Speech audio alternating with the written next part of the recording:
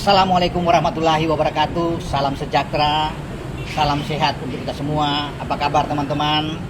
Harapan saya teman-teman dan keluarga baik-baik saja, tetap semangat, dan kita tetap akan berbicara juga soal suksesnya tim nasional Indonesia, Garuda Muda kita setelah menang 1-0 atas Myanmar pertandingan pertama di grup B Asian Cup atau dulunya dengan AFF.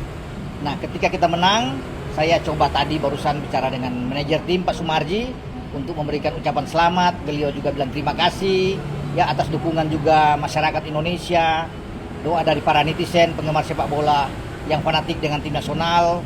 Ini dia mengucapkan sekali lagi terima kasih atas semuanya.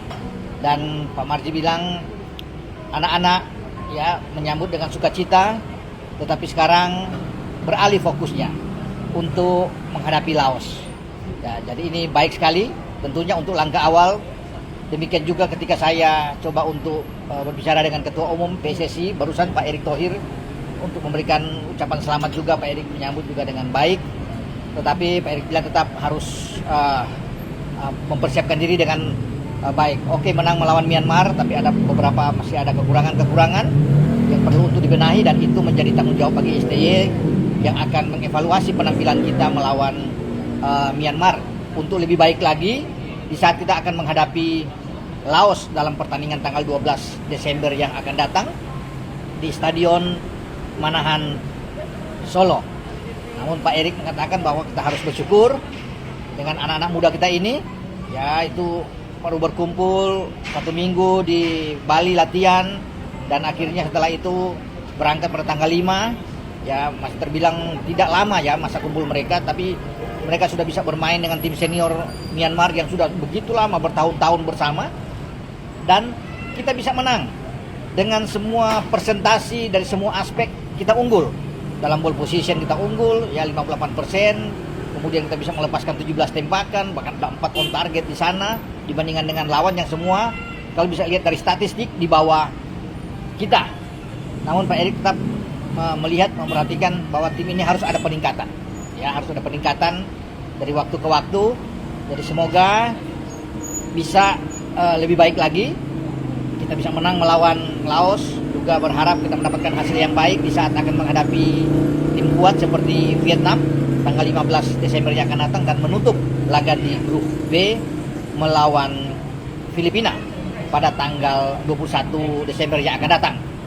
Nah, kalau melihat dari pertandingan kemarin teman-teman, saya sangat senang ya dengan penampilan 3 back kita.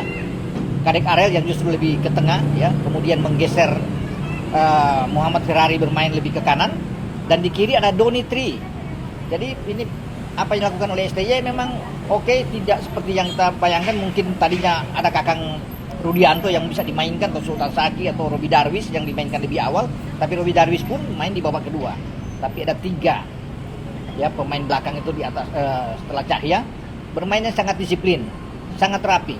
Jadi saya melihat bahwa Doni ini bermain luar biasa. Di sisi kiri dia menjawab semua ya kepercayaan yang diberikan oleh STY terhadap dirinya, dan juga bersama dengan Kadek Arel. Dan ini tiga pemain yang baru pertama kali mereka dipasang bersamaan di starting 11 dan menunjukkan permainan yang baik, membuat pemain-pemain senior seperti Maung Win ya ada di depan, Aung Kwan Man, ini pemain yang paling berbahaya di Myanmar, itu tidak bisa menembus pertahanan kita.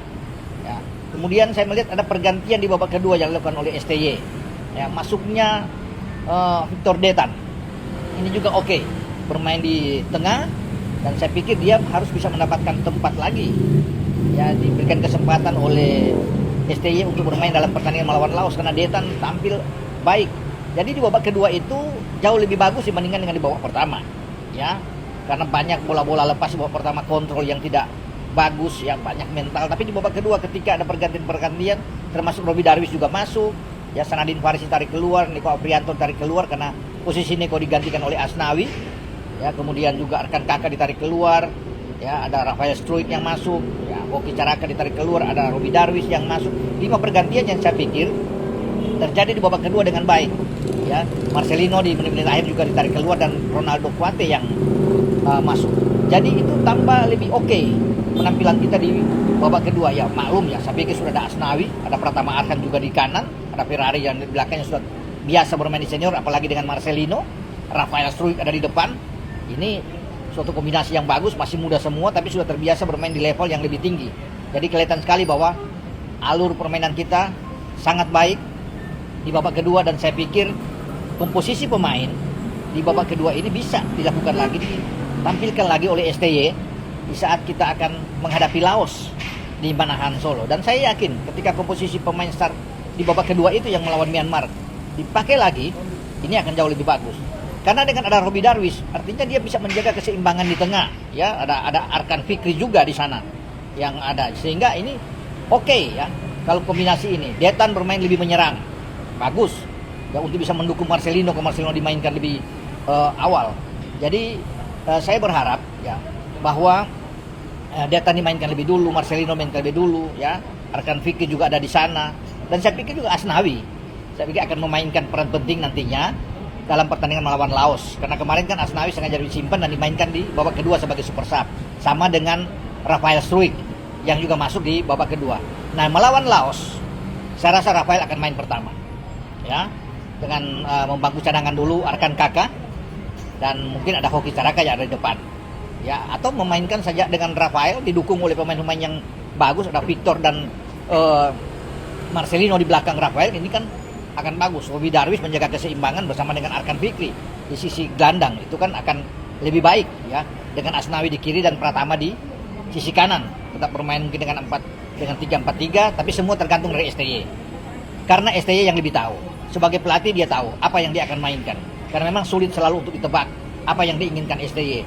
Tapi menurut saya ya, bagaimana dengan teman-teman, komposisi di babak kedua itu adalah menurut saya yang bagus, yang terbaik buat kita untuk menghadapi Laos dalam pertandingan kedua di grup B. Sekali lagi, selamat untuk Garuda Muda kita, terus berjaya. Dengan saya, Bung Ropan. Ciao.